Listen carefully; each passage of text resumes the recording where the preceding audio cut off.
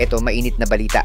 Eto, as expected mga sir, Gilas Pilipinas napunta sa Group of Death kasama ang world's number 7 Boomers o Australia at ranked number 22 at suki ng Gilas sa bracketing system na Tall Blacks. Paalala lang mga sir na ang draw na to ay para sa World Cup 2027 qualifiers at hindi sa FIBA Asia Cup. Pero bago yan, like and subscribe lang mga kabady para sa latest basketball news and highlights. Hindi na talaga tinantanan ng New Zealand ang Gilas Pilipinas matapos makasali sa Group A o isa sa mga Group of Death ng 2027 FIBA World Cup draw. Isang matinding bakbakan nga ang matutunghayan natin hindi next year dahil magsisimula ang qualifiers na yan ngayong taon after ng FIBA Asia Cup sa August.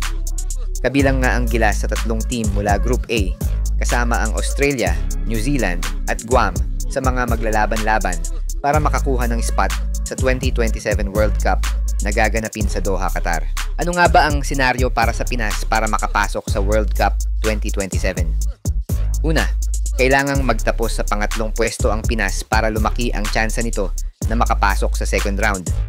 Ang pinakamalapit at nakikita kong kayang talunin ng Gilas ay ang Tall Blacks at Guam. Napatunayan na natin yan nang talunin natin ang New Zealand last November qualifiers sa tulong ng ating big man na si Kai Sotto.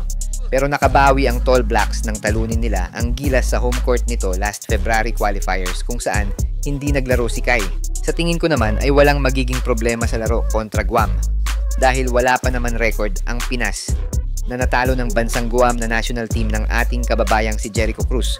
Kaya malaki pa rin ang tsansa ng Gilas na makapasok sa second round. Kung sakali mang makapasok ang Pinas sa second round, ang top 3 teams naman mula sa Group C ang makakasama ng Gilas. Meaning either Iran, Syria at Jordan na team ni RHJ ang makakaharap ng Gilas. Magiging steady flow para sa akin ang second round dahil kung babalikan natin ang mga teams na yan ay maganda ang record natin maliban na lang sa Jordan na muntikan pa tayong tinalo sa Asian Games Championship game. Top 3 teams lang ang direktang makakapasok sa FIBA World Cup 2027. Kaya naman parang butas ng karayom ang pagdadaanan ng Gilas mula first round hanggang second round. Kaya crucial lahat ng games.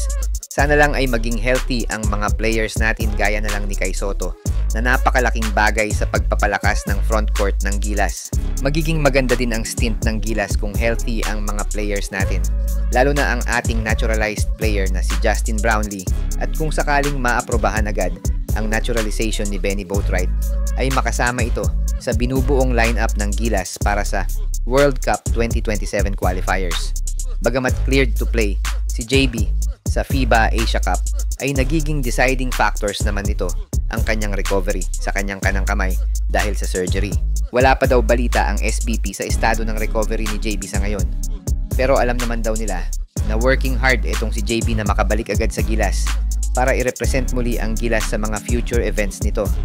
Kaabang-abang ang FIBA World Cup qualifiers dahil sa wakas masisilayan muli natin ang bakbakan ng Australia at Gilas na naudlot last 2018 dahil sa rambol na nangyari sa kanilang game dito sa Pinas.